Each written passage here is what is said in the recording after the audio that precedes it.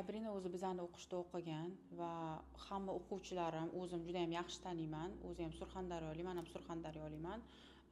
Modellik industriyasida endi kirib kelayotgan paytlari men bilan maslahatlashib har doim ish qilgan va bu narsa hodisa bo'lgandan keyin men bu ishni bilmagandim. Qaysi payt syomkaga borgan payti bu narsani eshitgan paytim shok bo'lib qoldim, to'g'risi.